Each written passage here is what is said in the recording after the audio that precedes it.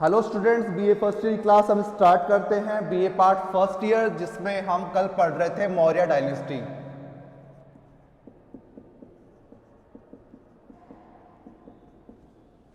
BA part first history, जिसमें हम क्या पढ़ रहे थे?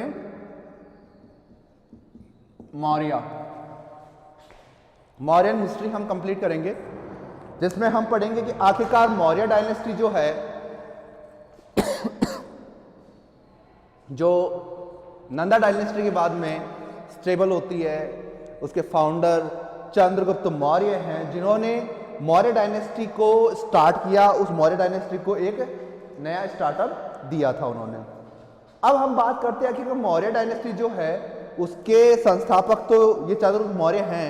चंद्रगुप्त मौर्य ने आखिरकार जब मौर्य डायनेस्टी स्टेबल किया, मौर्य डायनेस्टी को स्टार्ट किया, तो हमारे पास कई क्वेश्चंस ऐसे उठते हैं कि आखिरकार मौर्य डायनेस्टी वो डायनेस्टी कैसे बन गई जिसको इंडियन हिस्ट्री में फर्स्ट इंडियन रूलर यानी रियल इंडियन रूलर बोला गया, यानी वास्तविक हिंदू या हिंदुस्तान का या भारत का वास्तविक शासक चंद्रगुप्त मौर्य क्यों कहा गया? वो इसलिए कहा गया क्योंकि चंद्रगुप्त मौर्य वो शासक था जिसने पूरी की पूरी डायनेस्टी को मर्ज कर दिया। मर्ज करना मतलब जोड़ना हो गया। यहां पर अगर पंजाब से लेकर उड़ीसा तक का क्षेत्र महापद्मनंद का था, तो वह एकजुट एक सूत्र में नहीं था, केंद्रीय शासन नहीं था, परंतु मौर्य साम्राज्य के समय केंद्रीय शासन लागू हुआ। सभी के सभी प्रांतों को एक सूत्र में पिरोया गया, और जो कि कहा जाता है कि चाणक्य का भी सपना था कि अखंड भारत का निर्माण किया जाए। तो यह अखंड भारत के निर्माण के लिए भी आवश्यक था कि केंद्रीय सत्ता स्थापित की जाए। तो केंद्रीय सत्ता को स्थापित करने के लिए और भारत में एक सशक्त शासन व्यवस्था के लिए मौर्य डायनेस्टी को हम याद करते हैं कि उन्होंने सबसे पहले यह चीज की।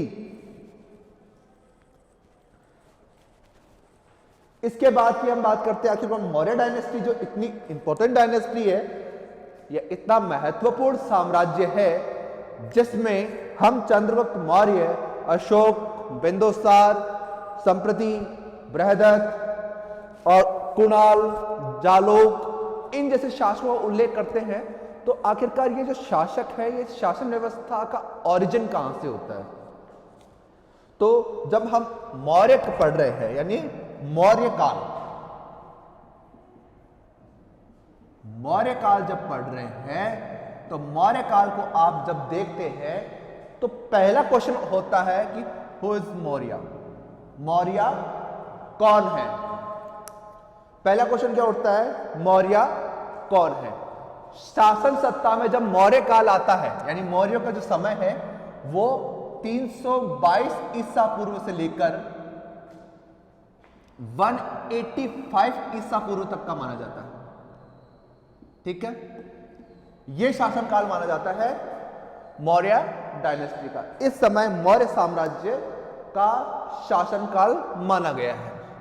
अब इसके अंदर अलग अलग शासक हुए हैं, मौर्य वंश के अंदर अलग अलग शासक हुए। अब यह शासक चंद्रगुप्त मौर्य से लेकर, यानी चंद्रगुप्त मौर्य ने सबसे पहले इस साम्राज्य की स्थापना की थी 322 ईसा पूर्व में, और इसका अंत किसके द्वारा होता है? पुष्यमित्र शुंग अंत करता है, और अंतिम मौर्य शासक है बृहदत्त। बृहदत्त की हत्या करके पुष्यमित्र शुंग मौर्य वंश का भी अंत कर देता है। अब हम बात करते हैं आखिरकार फर्स्ट जो किंग है चंद्रगुप्त मौर्य है, लास्ट किंग बृहदत्त है। इसके बीच में बहुत से शासकों ने शासन किया, पर अब यहां पे एक क्वेश्चन यह उठता है कि आखिरकार जो हम मौर्य काल पढ़ रहे हैं, इसका समय यह है, तो ये जो मौर्य है ये है कौन और कहां से है? पहली क्वेश्चन होता है कि ये कौन है, दूसरा क्वेश्चन होता है ये कहां से है। कौन और कहां से? कल हमने मौर्य के बारे में ये पढ़ लिया था कि मौर्य की जानकारी प्रदान करने वाले स्रोत कौन कौन से, यानी साक्ष्य हमारे पास कौन कौन से, मौर्य की जो जानकारी हमें प्रदान करे। तो हमें जब ये ध्यान है कि मौर्य की जानकारी ये विभिन्न जैन साहित्य, बौद्ध साहित्य, पुराण, अर्थशास्त्र, मुद्रा राक्षस, ये सब किताबें हमारे साहित्य दे रहे हैं, अभिलेख दे रहे हैं। रुद्रदामन का जूनागढ़ अभिलेख बोल रहा है, सहगोरा महास्थान अभिलेख बोलता है, अशोक के जो जितने भी शिलालेख हैं, वृह शिलालेख, लघु शिलालेख, गुहा लेख, स्तंभ लेख, सारे के सारे लेख उसके बारे में जानकारी प्रदान कर रहे हैं। तो इस प्रकार हमारे पास बहुत विस्तृत जानकारी मौर्यों के बारे में प्राप्त है। अब इतनी विस्तृत जानकारी अगर हमारे पास है मौर्य काल के बारे में, तो हमारे पास एक क्वेश्चन उठता है कि मौर्य जो हैं वो इतने विस्तृत साम्राज्य का हिस्सा हैं, तो ये आए कहां से? पहला क्वेश्चन ये उठता है कि यह आए कहां से, इनका ओरिजिन कहां से है, इनका उद्भव कहां से है। तो जब कहां की बात आती है तो हम पर्टिकुलर क्या है, प्लेस बताएंगे, पर्टिकुलर एक प्लेस की आखिरकार जो मौर्य है वो इस जगह से आए थे। तो मौर्य की बात जब हम कर रहे हैं कि आखिरकार वह एक स्थल से आए हैं, तो ये स्थल कहां था, तो इसके बारे में हमें जानकारी दो ग्रंथ देते हैं। एक तो देते हैं जैन ग्रंथ और दूसरे देते हैं बौद्ध ग्रंथ। जैन ग्रंथ और बौद्ध ग्रंथ ये दो ग्रंथ है जो हमें इनके बारे में जानकारी प्रदान करते हैं। ठीक है, जैन ग्रंथ और बौद्ध ग्रंथ हमें जानकारी प्रदान कर रहे हैं। आगे बात करते हैं, जैन ग्रंथ और बौद्ध ग्रंथ हमें ये जानकारी प्रदान कर रहे हैं, तो यहां पर हमें कौन कौन से जैन ग्रंथ ये बात कर रहे हैं या फिर हम बात करें बौद्ध ग्रंथ कौन सा है, तो आवश्यक सूत्र में, बौद्ध ग्रंथ में, महावंश टीका में, आवश्यक सूत्र और महावंश टीका ये दो किताबें हैं। इसके अलावा और भी बहुत सी किताबें हैं, पर ये मुख्य दो किताबें हैं जो पुरानी भी है और महत्वपूर्ण भी है। तो आवश्यक सूत्र और महावंश टीका में उल्लेख मिलता है कि मौर्य का जो उद्भव है वो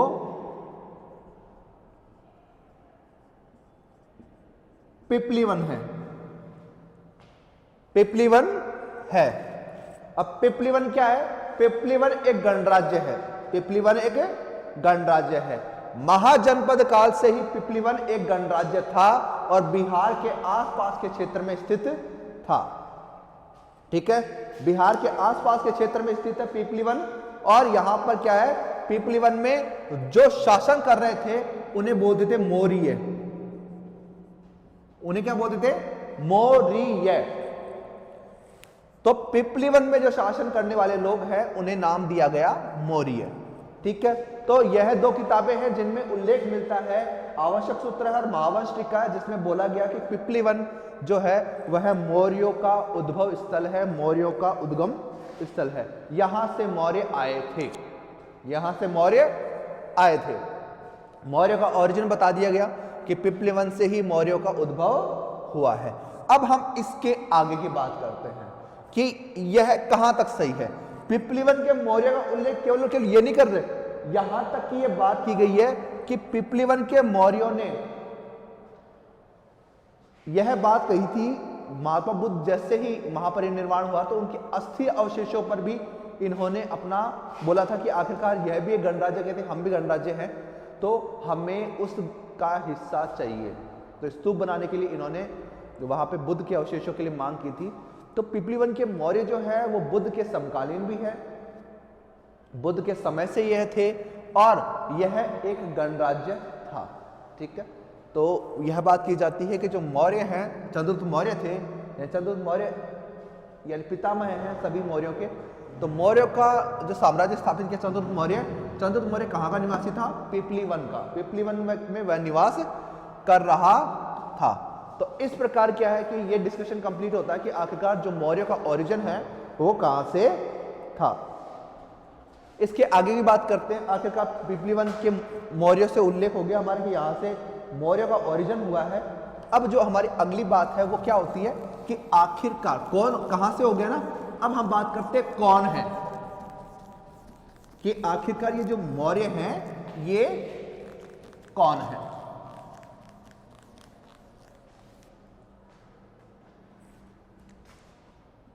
अब कौन का आंसर देते हैं कि आखिरकार जो मौर्य है वो कौन है। तो मौर्य के बारे में जानकारी दी जाती है कि मौर्य कोई एक साधारण व्यक्ति नहीं थे, यह एक गणराज्य से उत्पन्न व्यक्ति है, गणराज्य से इनकी उत्पत्ति हुई है। तो आखिरकार इनकी जब कौन की बात की जाती है तो कौन में हम क्या निर्धारित करते हैं, जाति। क्या निर्धारित करते हैं हम, जाति निर्धारित करते हैं कि आखिरकार कौन का मतलब हो गया तुम कौन सी जाति के हो। नाम तो उन्हें पता है कि चंद्रगुप्त मौर्य है, अशोक है, बृहदत्त है, ये जो जितने नाम हैं नाम तो पता है ही, नाम का तो कोई इशू है ही नहीं वहां पे कि आखिरकार उनको नाम नहीं पता था, नाम तो पता है उन्हें। पर यहां पे नाम पता होने से बात नहीं कही गई, ये बात कही गई कि मौर्य कौन है। मौर्य कौन है मतलब ये है कि मौर्य आखिरकार किस जाति के हैं या किस कुल के हैं। तो यहां पर हम मौर्य के कुल और जाति का उल्लेख करेंगे।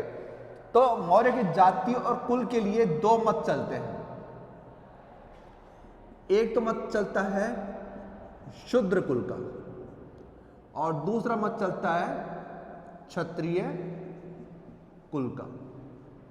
दो मत चलते हैं मुख्य रूप से कि मौर्य क्या है, शूद्र है, और दूसरा बोलते हैं मौर्य क्षत्रिय हैं। तो यह दो मत चलते हैं कि मौर्य के बारे में कि आखिरकार वह शूद्र थे या क्षत्रिय थे। तो हम बात करते हैं आखिरकार जो मौर्य हैं वो शूद्र थे या क्षत्रिय थे। तो शूद्रों के बारे में जो बहुत से इतिहासकार हैं जो बात करते हैं आखिरकार मौर्य शूद्र थे। तो इसमें पहला शूद्रों के पक्ष में पहला मत कौन दे रहा है, पहला मत जो दे रहा है वो पुराण दे रहे हैं।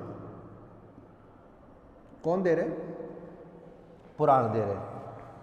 ठीक है, अब पुराण क्यों उल्लेख करते हैं, मैंने आपको पहले ही बताया था। पुराणों के 5 विषय हैं, सर्ग, प्रतिसर्ग, मन, मनवंतर, वंश, वंशानुचरित। इन 5 विषयों पर पुराण लिखे हुए हैं। अब जो पुराण है, ठीक है, पुराण जो है अगर इन 5 विषयों पर आश्रित है तो आखिरकार किस तरीके से इसमें हमें मौर्य का इतिहास मिलता है। तो पुराण जो हिंदी लिटरेचर वाले हैं उन्हें तो पता होगा कि पुराण शब्द का शाब्दिक अर्थ है पुराने आख्यान। पूरा मतलब पुराने, पुराने। तो पुराण का जो शाब्दिक अर्थ निकलेगा वो निकलेगा पुराने आख्यान। आख्यान होते हैं कुछ ऐसी कहानियां छोटी मोटी जो जुड़ी होती है। तो पुरानी कहानी इसके अंदर संग्रहित है।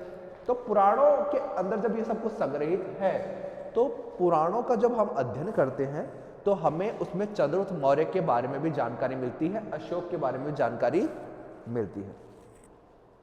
अब इसमें वंश, वंशानुचरित, ठीक है, यह 2 चीजें हैं जिसमें हमें मौर्य के बारे में जानकारी अवश्य रूप से प्राप्त होती है।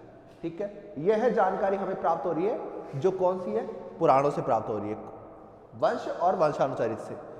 अब पुराण कौन कौन से हैं, पुराण है मार्कंडेय, भविष्य, भागवत, मत्स्य,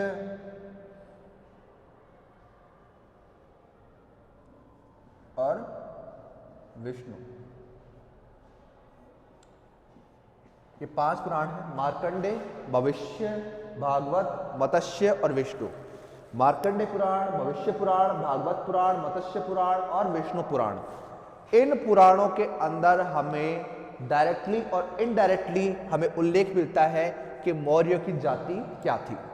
ठीक है, इसमें बात की गई कि मौर्य क्या है, शूद्र है। पुराणों के अंदर बात की गई कि आखिरकार मौर्य की जाति क्या है, शूद्र है। वह जाति से शूद्र थे, उनका कुल निम्न था। ठीक है, पुराणों में यह बात करते हैं। पर पुराण डायरेक्टली बात नहीं कर रहा। पुराण क्या लिखता है कि शिशुनाग के पश्चात जितने भी वंशों ने शासन किया है, ठीक है, शिशुनाग वंश के पश्चात जितने भी वंशों ने शासन किया है, उन वंशों का कुल शूद्र था।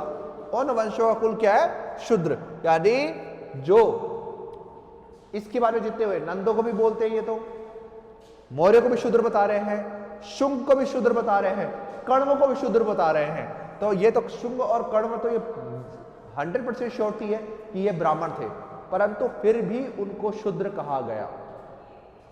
तो आखिरकार पुराणों में यह बात मिलती है कि शिशुनाग वंश के पश्चात भारत पर जितने भी लोग शासन करेंगे वो सारे के सारे क्या है?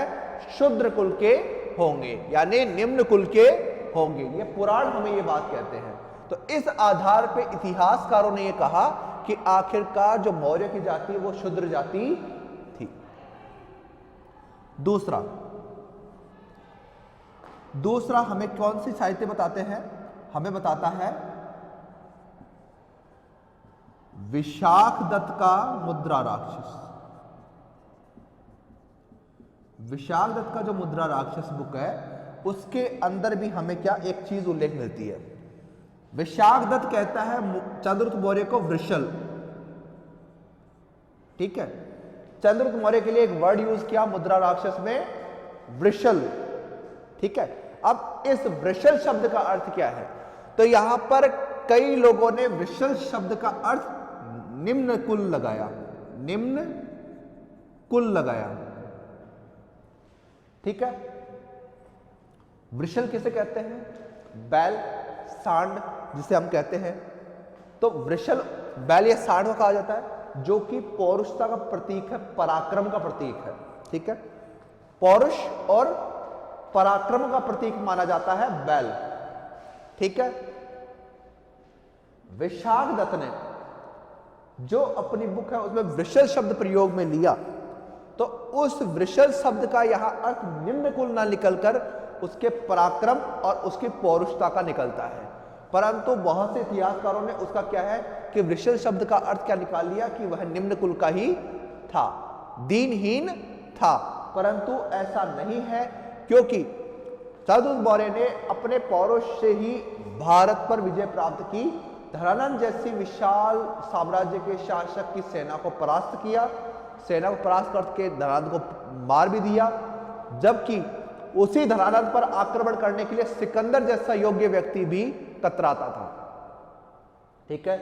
तो यहां पर ये बात कंप्लीट होती है कि आखिरकार जो यहां पर चंद्रगुप्त मौर्य के लिए वृषल शब्द प्रयोग हुआ है वो निम्न कुल के लिए नहीं हुआ है, उसकी पौरुषता और उसके पराक्रम के लिए प्रयोग में लिया गया है।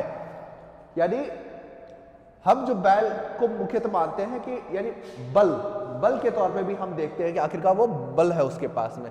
तो इसी आधार पर मुद्रा राक्षस ने जो बात कही वृषल के बारे में, वो बात केवल निम्न कुल के लिए नहीं है, वह चंद्रगुप्त मौर्य के पराक्रम और उसके पौरुषता के लिए है कि उसने पराक्रम दिखा के आखिरकार किस प्रकार से नंद वंश का नाश कर दिया था। तो इस प्रकार हमारा क्या है, यह पॉइंट क्लियर होता है कि आखिरकार जो वृषल शब्द है उसका जो वास्तविक अर्थ है वह निम्न कुल नहीं होता है। उसका वास्तविक अर्थ क्या है? उसका वास्तविक अर्थ है कि आखिरकार जो यानी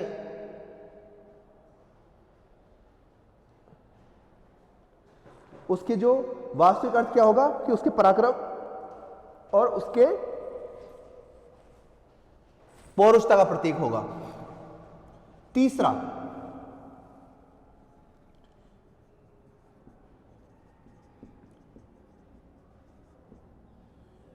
श्रीधर स्वामी एक टीकाकार है, उन्होंने टीका लिखी है। श्रीधर स्वामी एक टीकाकार है, इन्होंने टीका लिखी थी। अब इन्होंने जो टीका लिखी है उसमें क्या है कि उल्लेख मिलता है चंद्रगुप्त मौर्य का, उसमें उल्लेख मिलता है किसका? चंद्रगुप्त मौर्य का। किस तरीके से उल्लेख मिलता है चंद्रगुप्त मौर्य का कि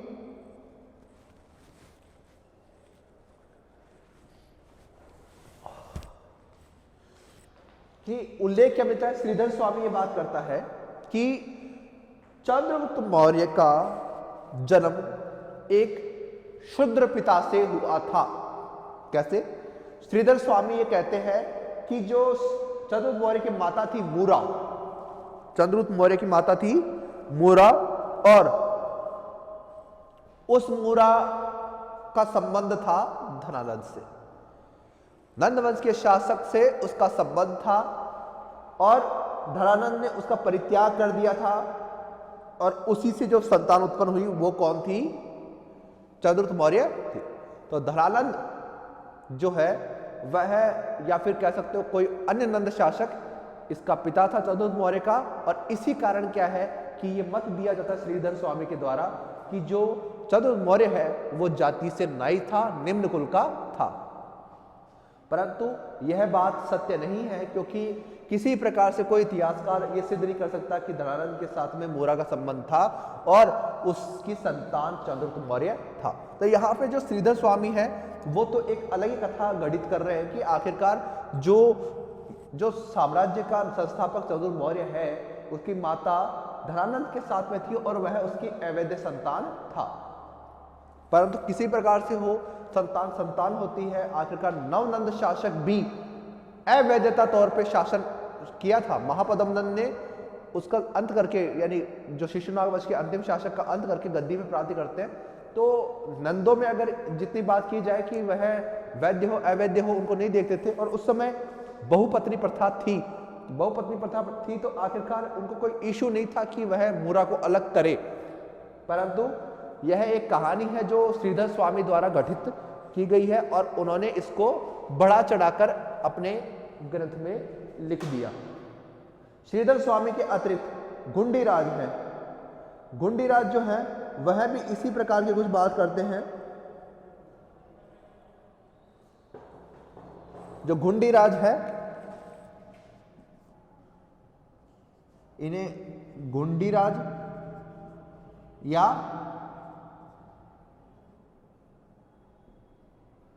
ढूंढीराज,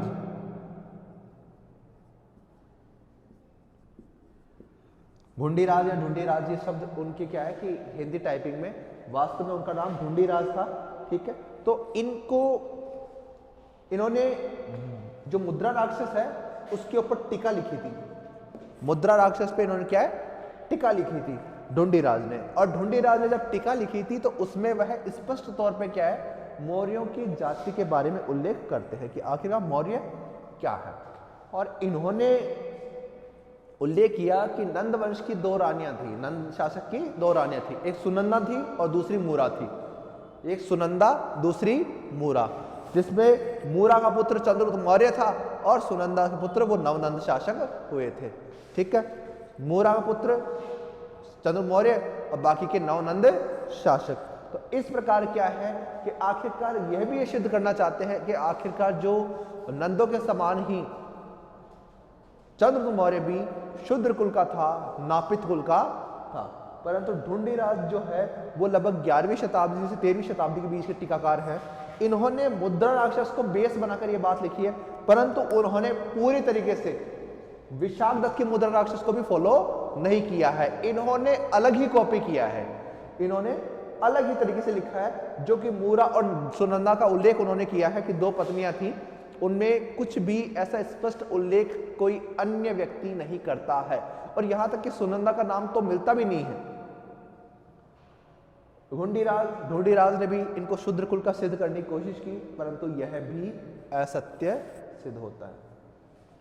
इसी तरीके से पांचवा जो है वो जैन ग्रंथों में उल्लेख मिलता है, क्योंकि जो जैन ग्रंथ हैं, जैनों को नंदवंशों का सहयोग प्राप्त था। ठीक है, नंदों का सहयोग प्राप्त होने के कारण उन्होंने कई चीजें ऐसी नंदों के पक्ष में लिखी है।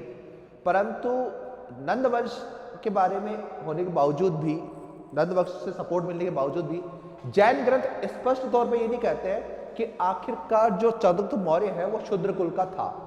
जैन ग्रंथ भी स्पष्ट तौर पर नहीं कहते हैं कि आखिरकार जो चंद्रगुप्त मौर्य है वो एक शूद्र कुल का था, निम्न कुल का व्यक्ति था। उसका जो कुल है वो यानी बिल्कुल ही गिरा हुआ कुल था और वह गिरे हुए कुल से ऊपर उठकर शासक बनता है। यह गलत है।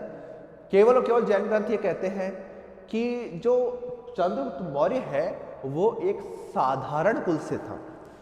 साधारण कुल क्षत्रिय का भी हो सकता है, ब्राह्मण का भी हो सकता है, वैश्य का भी हो सकता है, शूद्र का भी हो सकता है। तो साधारण होना अलग बात नहीं है, परंतु लोगों ने अनुमान लगाया कि साधारण कुल का होना मतलब वह शूद्र कुल का था। तो यह शूद्र कुल के ना होकर वास्तव में साधारण कुल के थे। तो यह बात हम मान सकते हैं कि साधारण कुल के तो हो सकते हैं, परंतु शूद्र कुल के वो नहीं थे। तो यहां पर कई विद्वानों ने अनुमान लगाया कि जो चंद्रगुप्त मौर्य है उनकी जाति शूद्र थी।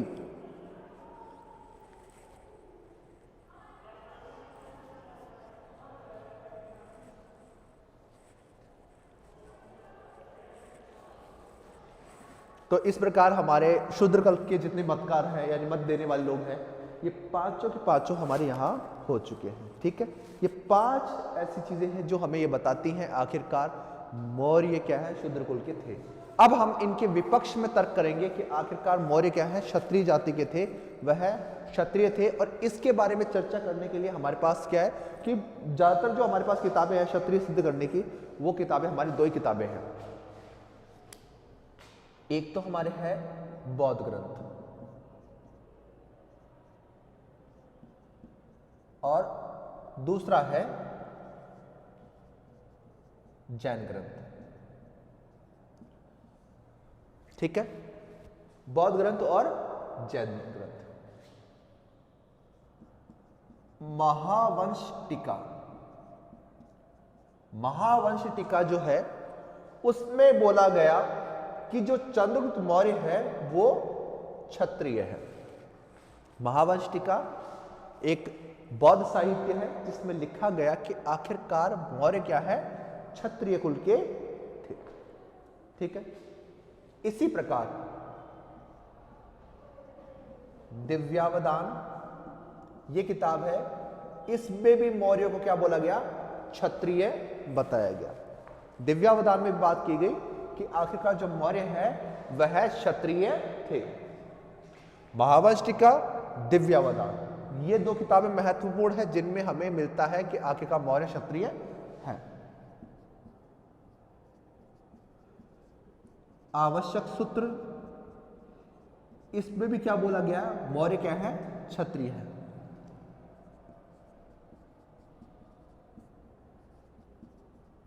सुमंगलवासीन, इसमें भी मौर्य को क्षत्रिय बताया गया है। आवश्यक सूत्र और सुमंगलवासीन ये 2 किताबें हैं जिनमें बोला गया कि आखिरकार मौर्य क्या है, वो जाति से क्षत्रिय थे। ठीक है, तो यह बात कौन करते हैं, ये 2 ग्रंथ करते हैं।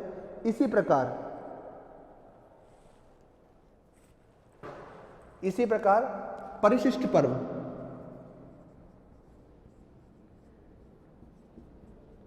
परिशिष्ट पर्व में भी मौर्य को क्षत्रिय बताया गया है। यह किताब भी है, हेमचंद्र की बुक है, हेमचंद्र की बुक है परिशिष्ट पर्व, और उसमें भी यह उल्लेख किया गया कि आखिरकार जो मौर्य है वह कौन है, एक क्षत्रिय कुल के व्यक्ति है।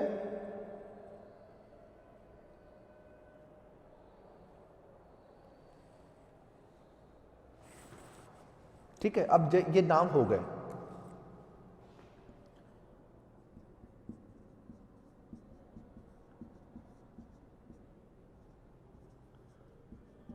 महापरिनिर्वाण सूत्र में भी मौर्य को क्षत्रिय बताया गया है।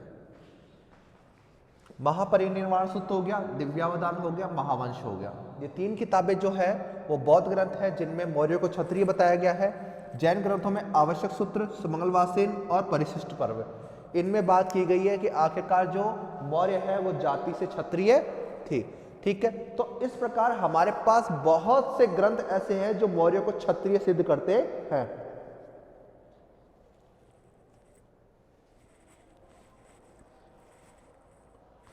अब हम बात करते हैं कि आखिरकार ये क्या बात करते हैं। मौर्य यह बात करते हैं कि आखिरकार जो मौर्य का उदय है वो पिपली वन से हुआ है, पिपली वन। और पिपली वन में उस समय शासन कर रहे थे मौर्य, पिपली वन में उस समय शासन कर रहे थे मौर्य, तो वह मौर्य थे। ठीक है, इसी तरीके से आवश्यक सूत्र में भी ये मिलता है कि जो चंद्रगुप्त मौर्य है वो पिपली वन के मौर्य सरदार का बेटा था। पिपलीवन के मौर्य सरदार का बेटा था। तो यह सारे के सारे लोग ये मानने को तैयार हैं कि आखिरकार वह एक गणराज्य के सरदार का बेटा था, यानी उसका संबंध एक गणराज्य से था। तो जो गणराज्य का शासन है उस समय, वो बौद्ध साहित्य कहते हैं बौद्ध साहित्य ये बात कहते हैं कि जो उस समय जितने भी गणराज्य थे या भारत में जितने भी जनपद थे उन पे क्षत्रियों का शासन था। उस समय क्षत्रियों का शासन था।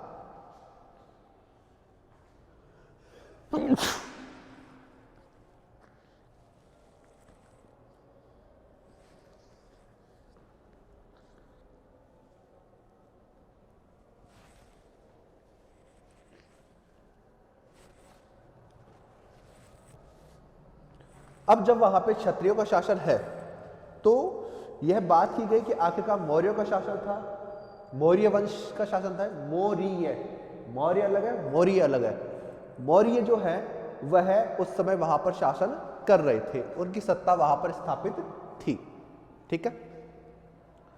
अब ये दोनों ये मानने को तैयार है कि वह वहां के राजा या सरदार का बेटा था, और वहां पे सरदार और जो राजा था वो क्षत्रिय कुल का था। ये ग्रंथ मानते हैं। अब इन किताबों में स्टोरी अलग अलग मिलती है, जैसे कि महावंश, दिव्यावतार, इन किताबों में लगभग एक जैसी स्टोरी मिलती है कि जो उस समय चंद्रगुप्त मौर्य थे, उनकी माता जो थी उसका नाम मूरा है। यहां पर माता का नाम भी लगभग दोनों एक ही बताते हैं, मूरा चंद्रगुप्त मौर्य की माता थी। वह पिपलीवन के राजा की पत्नी थी, और उसका जो ससुराल है वो पिपलीवन था। और पीहर कहाँ था? पीहर पाटलिपुत्र था उसका। पीहर कहाँ था? पाटलिपुत्र था। तो चंद्रगुप्त मौर्य के जो पिता थे वह एक युद्ध में मारे जाते हैं। युद्ध में मारे जाने के कारण क्या है कि उनका जो, यानी उस समय जब वो मारे गए तो उस समय वो जो उनकी माता थी मूरा थी, वह गर्भवती थी। अब सरदार का मरना मतलब राजनीतिक अव्यवस्था होना है। राजनीतिक अव्यवस्था फैली तो एक असहाय स्त्री मूरा अपने भाई के यहाँ आ जाती है और वह पाटलिपुत्र वापस आ जाती है। पाटलिपुत्र आने के पश्चात वहीं पर पाटलिपुत्र में क्या है, चंद्रगुप्त मौर्य का जन्म होता है। तो यहाँ पर यह बात कंप्लीट होती है कि जो चंद्रगुप्त मौर्य है वह एक राजा का पुत्र था, पिपलीवन के मौर्य सरदार का बेटा था, और वहां से वह क्या है, यहां पर आ गया। कहां से? पिपलीवन से वो पाटलिपुत्र आते हैं। क्यों आते हैं? क्योंकि उनके पिता की मृत्यु हो जाती है। निसहाय असहाय होकर वह आखिर कोई आश्रय तलाश रहे थे, तो जो मूरा है वो अपने भाई के यहां पर आ जाती है। यह बौद्ध ग्रंथ ये बात करते हैं। जैन ग्रंथ क्या कहते हैं कि पिपलीवन के मौर्य सरदार, एक छुटपुट लड़ाई हो रही थी, उस लड़ाई में वो मारे जाते हैं, और मूरा के गर्भ से उस समय क्या है, चंद्रगुप्त मौर्य का जन्म होता है।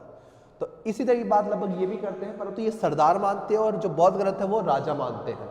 ठीक है, बौद्ध ग्रंथ राजा मान रहे हैं और ये सरदार मान रहे हैं। जबकि मैं तो ये बात कहूंगा दोनों ही सही है, दोनों ही गलत नहीं है। क्योंकि जो गणराज्य है, गणराज्य वो व्यवस्था है जिसमें यानी लोगों को सम्मिलित किया जाता था, लोगों को शामिल किया जाता था।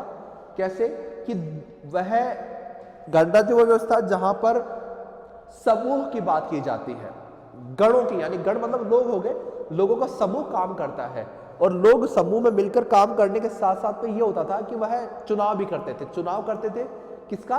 राजा का। अधिकारियों के चुनाव होते थे कि आखिरकार वह अपनी इच्छा से राजा चुना करते थे। तो अब वह उन्हें सरदार कहे या राजा कहे वो उनकी इच्छा है, परंतु यह एक तरह से देखा जाए तो बात एक ही है। क्योंकि गणराज्य व्यवस्था में जो सरदार या लीडर जिसे हम कह सकते हैं, वो लीडर, या जो हम राजा को भी लीडर कह सकते हैं और सरदार को भी लीडर कह सकते हैं, तो ये दोनों के दोनों व्यक्ति क्या है, गणराज्य में जो है वो चुनाव के माध्यम से चुने जाते थे। तो आखिरकार जो कह सकते हो कि वह उसके जो चंद्रगुप्त मौर्य के पिता थे वो उस समय के प्रभावशाली व्यक्तित्व वाले थे, जो कि आखिरकार सेना का नेतृत्व भी कर रहे हैं। तो आखिरकार वो एक अच्छे व्यक्ति और एक योग्य व्यक्ति रहे होंगे, तभी उनको सरदार बनाया गया, राजा बनाया गया, और उनके नेतृत्व में युद्ध भी लड़ा गया। तो यही बात की जाती है कि आखिरकार वह युद्ध में मारे जाते हैं और इसके पश्चात जो मूरा है विधवा हो जाती है। मूरा विधवा होकर अपने भाई के पास आ जाती है और वहीं पर चंद्रगुप्त मौर्य का जन्म होता है। तो ये कहानियां हमें क्या है कि बौद्ध साहित्य में मिलती है और जैन साहित्य में भी मिलती है।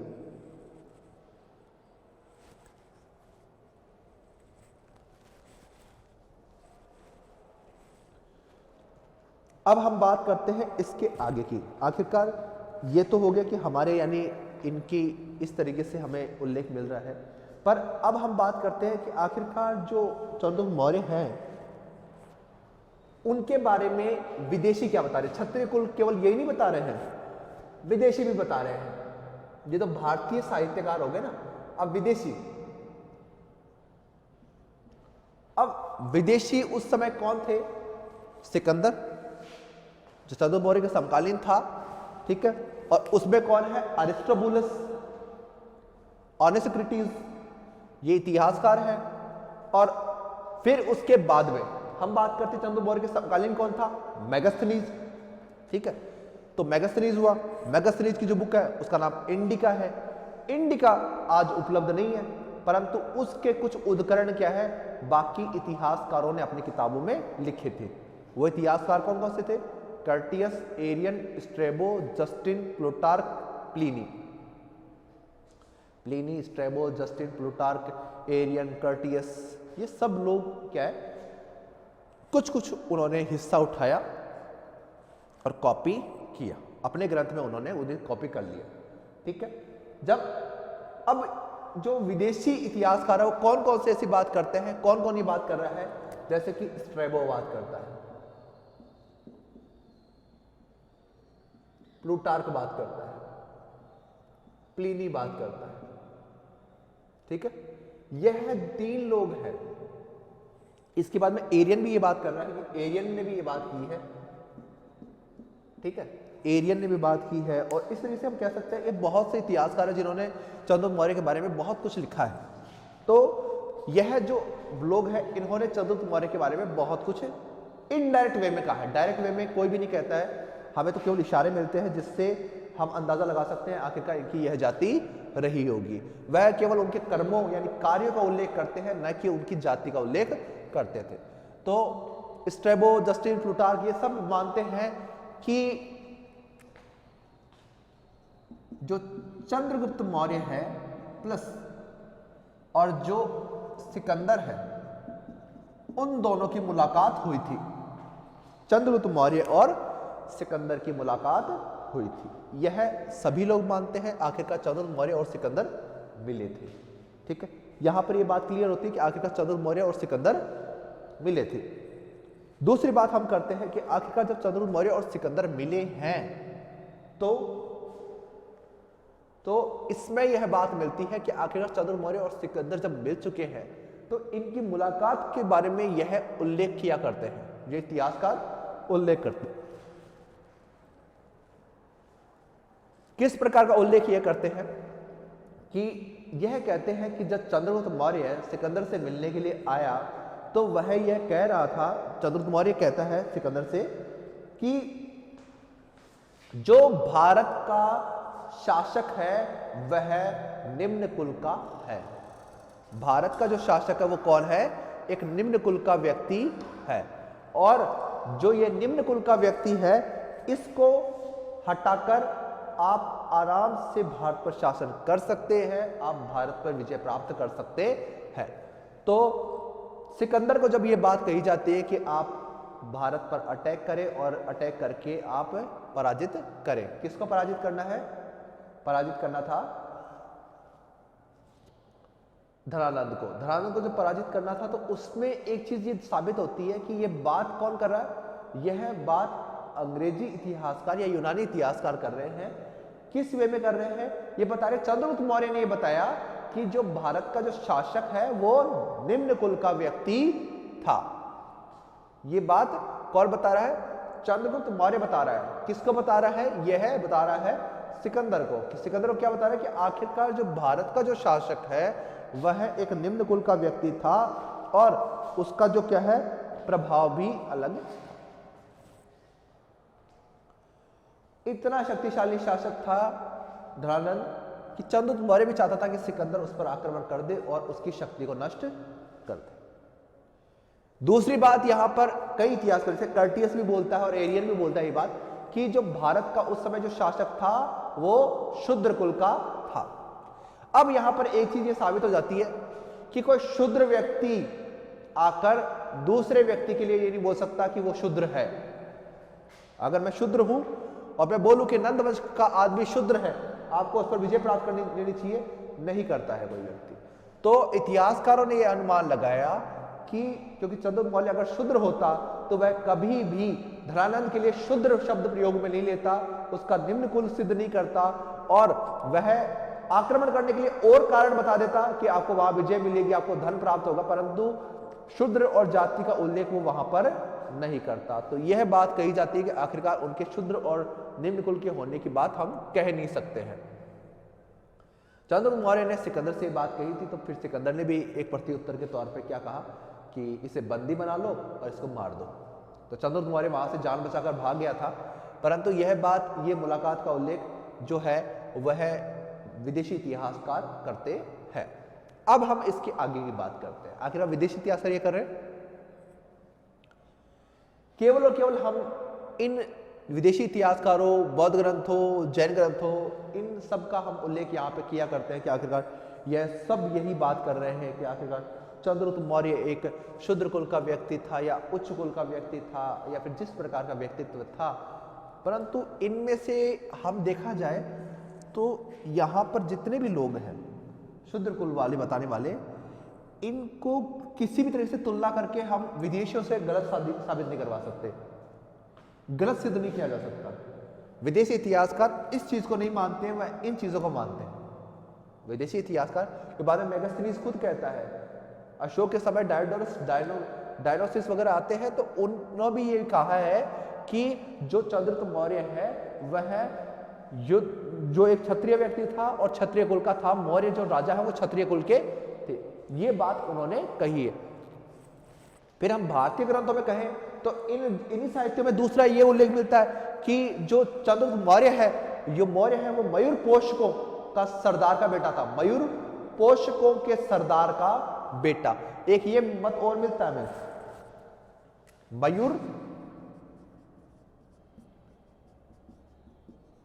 पोषकों के सरदार का पुत्र, मयूर पोषकों के सरदार का पुत्र, यानी मयूर पोषकों के सरदार यानी मयूर पालने वाले लोगों के सरदार का बेटा, यानी मयूर पालते थे जो लोग, उनका एक सरदार था और उसका बेटा कौन था? चंद्रगुप्त मौर्य था। यह भी उल्लेख मिलता है कि आखिरकार वो है एक सरदार का बेटा है। परंतु इस चीज के लिए भी कई चीजें हमें मिलती है, जैसे कि हमें जो अशोक के स्तंभ है उनमें स्तंभों पे हमें क्या है? मयूर की आकृति मिली है, मयूर का उल्लेख हमें मिला है। उसके जितनी भी अलग अलग चीजें मिली है यानी स्मारक भी जो प्राप्त हुए हैं उनमें भी हमें मयूर जैसी कुछ आकृति अंकित प्राप्त हुई है। जो पंचमार्ग सिक्के हैं मौर्य काल के, उन पर भी मयूर आकृति है। एक स्तंभ के ऊपर यानी एक पिलर के ऊपर मयूर बैठा हुआ है, ऐसा उल्लेख हमें मिलता है पंचमार्ग सिक्कों में। तो मयूरों का मुख्य रूप से प्रयोग किया जा रहा है और यह जो मयूर वाला सिक्का है यह बिंदुसार के समय का है। तो बिंदुसार के समय का ऐसे उल्लेख मिलने से क्या है कि ऐसे साबित होता है कि आखिरकार मयूर उनके राज चिन्ह होगा या फिर उसका प्रयोग उन्होंने ज्यादा किया होगा। तो कई लोग क्या है कि अंदाजा लगा लेते हैं कि राज चिन्ह होने के कारण या फिर कुछ किसी चीज से कोई साइन अप लगा देते हैं ना, कोई शेर का, कोई भेड़िया का, इस तरह से कई तरह के लोग लगाते थे उस समय। तो वह विभिन्न आकृतियों के जीवों की आकृतियां रखते थे या फिर कुछ लिपि लिखे रखते थे, परंतु जो सिक्कों पर एक तरह से उस समय लिपि का उल्लेख नहीं मिलता है तो उन्होंने क्या है कि उसमें मयूर की आकृति अंकित करवा ली थी। और शायद उस समय जो मौर्य है उनका राज चिन्ह भी मयूर रहा होगा। तो इसलिए हम कह सकते हैं कि वह कोई मयूर पोषकों के संतान नहीं है, वो एक सरदार का जरूर पुत्र है, परंतु मयूर जो है वह उनका राज चिन्ह था। इस कारण उन्होंने बार बार में क्या है उसका प्रयोग वहां पर किया था, न कि किसी अन्य कारण से इसका प्रयोग किया गया था। तो मयूर पोषकों वाला जो है वह मतलब या सरदार का पुत्र मान सकते हैं हम, पर मयूर पोषक हो ये जरूरी नहीं था। क्योंकि और कोई भी ऐसी बुक नहीं है जिसमें साबित हो कि उस समय कोई मयूर पोषक थे, मयूर को पालने वाले लोग थे। हाँ, ये जरूर उल्लेख मिलता है, जो फाइयान है, ह्वेनसांग है, ये उल्लेख करते हैं कि जो मौर्यकालीन राजप्रसाद थे वहां पर मोर पाले जाते थे। जो मौर्यकालीन राजप्रसाद यानी महल है ना, वहां पर महल के बाग के अंदर मोर ही मोर थे। तो ये मोरों का उल्लेख वहां पर हमें मिलता है, पर इसके अतिरिक्त हमें और कोई उल्लेख नहीं मिलता है। चीनी जो साहित्यकार हैं ह्वेनसांग, फाइयान, ये भी मौर्य को क्या है, क्षत्रिय ही मानते हैं। फिर हम बात करते हैं तारानाथ। तारानाथ ने कंग्यूर और तंग्यूर नामक जो 2 किताबें लिखी हैं, उन दोनों किताबों के आधार पर भी हम ये कह सकते हैं कि मौर्य क्या है, जाति से क्षत्रिय थे। अब हम एक बात यहां पर डिस्कस करते हैं। आखिरकार हम बहुत सी कोटेशन कर चुके हैं, बहुत सी चीजों की बात कर चुके हैं, जिनमें हम कुछ समकालीन लोगों का भी उल्लेख कर चुके हैं, परंतु समकालीन लोगों की हमें कृतियां प्राप्त नहीं है, उनके उद्धरण लोगों ने प्रयोग में लिए। जैसे मेगास्थनीज समकालीन है, डायोडोरस डायनोसिस ये समकालीन है, परंतु वह उनकी किताबें हमारे पास नहीं है, उनका उल्लेख इन लोगों ने किया है, ठीक है, परंतु डायरेक्टली हमें नहीं, फर्स्ट सोर्स हमारे पास नहीं है, सेकंड सोर्स हमारे पास है। पर अब फर्स्ट सोर्स की हम बात करते हैं, जो सबसे बड़ी बुक मानी जाती है वो है अर्थशास्त्र। अब बात करते हैं अर्थशास्त्र। कई लोग क्या है कि इस बुक को भूल जाते हैं। यह एक ऐसा पुख्ता प्रमाण है जो मौर्य की जाति निश्चित करने में सबसे उत्कृष्ट है। मौर्य की जाति निश्चित करने में सबसे उत्कृष्ट जो किताब आप मान सकते हैं वो अर्थशास्त्र है। अर्थशास्त्र वो किताब है जिसमें आप मौर्यों के जाति निर्धारण का काम कर सकते हो। मौर्यों की जाति निर्धारित करने के लिए आप क्या है, केवल और केवल अर्थशास्त्र का सहारा ले सकते हैं। कैसे ले सकते हैं? अर्थशास्त्र का जो रचयिता है, ठीक है, अर्थशास्त्र का जो रचयिता है वो कौन है? चाणक्य, ठीक है, कौन है? चाणक्य। चाणक्य को क्या बोलते हैं हम? विष्णुगुप्त बोलते हैं। चाणक्य को हम कौटिल्य बोलते हैं। यह जो है कहा जाता है कि चंद्रगुप्त मौर्य के गुरु भी थे, इन्होंने शिक्षा प्रदान की थी चंद्रगुप्त मौर्य के। वह उसके जब राजा बना तो उसके प्रधानमंत्री पद पर और उनके सलाहकार के तौर पर उन्होंने काम किया। अब जो अर्थशास्त्र के रचयिता कौटिल्य है वो उस समय के सबसे विद्वान व्यक्ति माने जाते हैं और अर्थशास्त्र जो कृति है वह कौटिल्य की ही मानी जाती है, कौटिल्य की यह कृति मानी जाती है। तो ये जब साबित है कि यह बुक कौटिल्य ने लिखी है, तो यहां पर एक दूसरी बात यह आती है कि जो अर्थशास्त्र की रचयिता कौटिल्य है वह अपनी बुक में जो लिखते हैं, जो अपनी बुक में उन्होंने जो कुछ लिखा है, तो उन्होंने वो चीज फॉलो भी की होगी। बुक्स कब रिटर्न में आती है? जब बुक्स तब लिखी जाती है या बुक की रचना तब होती है वो व्यक्ति जब उसे प्रैक्टिकल लाइफ में करता है। और जो अर्थशास्त्र किताब है वो राजनीति शास्त्र की है, दंड नीति की किताब है।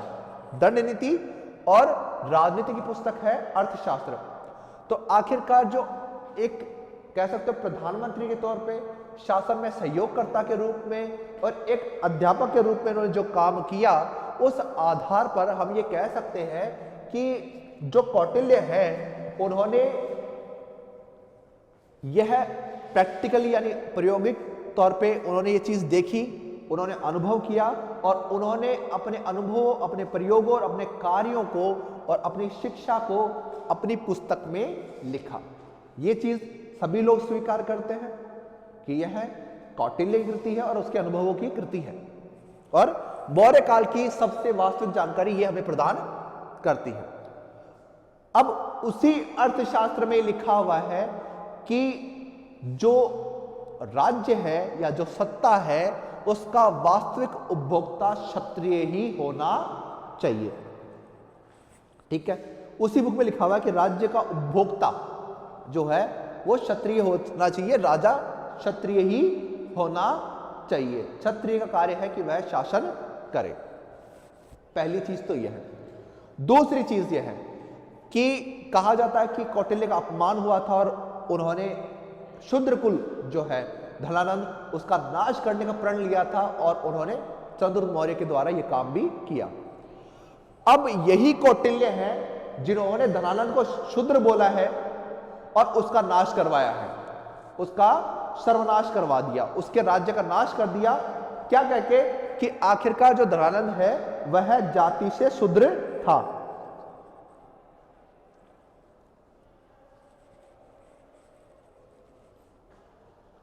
अब केवल एक चीज कही गई, क्या आरोप लगाया गया? शूद्र जाति का राजा है, अत्याचारी राजा है। बस इतना सा कह के भारत के क्षत्रिय राजाओं ने कुछ सहयोग दिया, जैसे राजा प्रवर्तक जिन्होंने सहायता की थी। चंद्रगुप्त मौर्य भी ये बात कर रहे हैं कि जो धनानंद है वो शूद्र कुल का था। ठीक है, दो बातें यहां पे सिद्ध होती है कि चंद्रगुप्त मौर्य भी मानता है शूद्र कुल का और चाणक्य भी शूद्र कुल का मान रहे हैं धनानंद को। अब धनानंद तो शूद्र कुल का है, यह सिद्ध है, परंतु अब शूद्र कुल का कहने के पश्चात किसी शूद्र व्यक्ति को राजा नहीं बनाया जा सकता। ठीक है, आप शूद्र कह के उसको गद्दी से हटाना चाहते हो कि हाँ तुम में ये कमी है, तुम में ये कमी है। अगर उसी कमी का व्यक्ति शासक बनता है तो प्रजा और राज्य उसे स्वीकार नहीं करेगा। ठीक है, वही कमी अगर उस व्यक्ति में होगी तो वह उसे स्वीकार नहीं करेगी। तो अर्थशास्त्र के रचयिता कौटिल्य ने भी जब शूद्र कुल की बात की, निम्न कुल की बात की, तो लोगों ने उसे माना कि हाँ सही है। वहीं पर चंद्रगुप्त मौर्य भी बात कर रहा है। अगर चंद्रगुप्त मौर्य या कौटिल्य वापस शूद्र व्यक्ति को ही गद्दी पर बैठाना चाहते थे तो वो धनानंद को कभी परास्त नहीं करते, या फिर वो ये बहाना नहीं बना सकते थे कि आखिरकार ये शूद्र जाति का है। तो इसके प्रतिपक्ष में हम ये बात कर सकते हैं कि आखिरकार उस समय जो चंद्रगुप्त मौर्य का सहयोग चाणक्य ने किया है वह एक प्रखंड पंडित था, ब्राह्मण था, कट्टर ब्राह्मण था। कौटिल्य की अर्थशास्त्र बुक को जब कोई पढ़ेगा तो उसमें सिद्ध होता है कि वह एक प्रखर ब्राह्मण है, वह एक वैदिक ब्राह्मण है और कठोरता से वैदिक नियमों का पालन करता था, वर्णाश्रम व्यवस्था को वो मानता था। और इसी कारण हमें यह उल्लेख मिलता है कि आखिरकार जो है कभी भी एक प्रखर ब्राह्मण एक को शूद्र कह के दोबारा किसी व्यक्ति को, शूद्र व्यक्ति को गद्दी पर नहीं बैठाएगा। और जो अर्थशास्त्र के अनुसार हम कह सकते हैं कि राज्य का वास्तविक उपभोक्ता कौन है? क्षत्रिय होता है। क्षत्रिय क्या है? शासक करने योग्य है। यह बात कर रहे हैं। तो जब यह बात होती है कि क्षत्रिय ही शासन कर सकते हैं या क्षत्रिय ही शासन करेंगे, तो यहां पर यह चीज सिद्ध हो जाती है कि क्षत्रियों का जब शासन रहेगा तो हमें कंट्रोल क्या करना है? उनको शूद्रों को कंट्रोल करना था।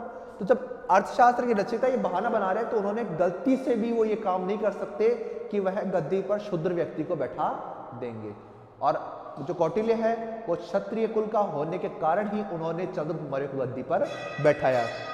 चंद्रगुप्त मौर्य क्षत्रिय थे, यह चाणक्य भी सिद्ध करते हैं और अन्य साहित्य भी ये चीज सिद्ध करते हैं। अब हम क्या बात करते हैं, आखिरकार यह जो किताबें हैं ये सब कोटेशन हमारी पूरी होती है।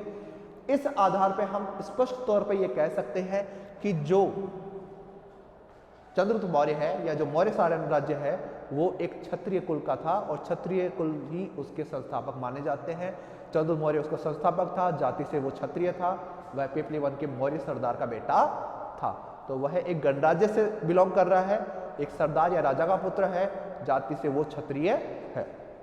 इस प्रकार हमारा जो ये चंद्रगुप्त मौर्य या मौर्य जो जाति है वह कौन सी है, यह हमारा पॉइंट भी कंप्लीट हो जाता है। आखिरकार मौर्य की जाति हम कंप्लीट कर चुके हैं, कहाँ से आए वो भी हम कंप्लीट कर चुके हैं। नेक्स्ट क्लास में हम चंद्रगुप्त मौर्य के बारे में डिस्कस करेंगे। आखिरकार चंद्रगुप्त मौर्य का शासनकाल कैसा रहा, प्रारंभिक जीवन कैसा है, विजय अभियान किस प्रकार किए।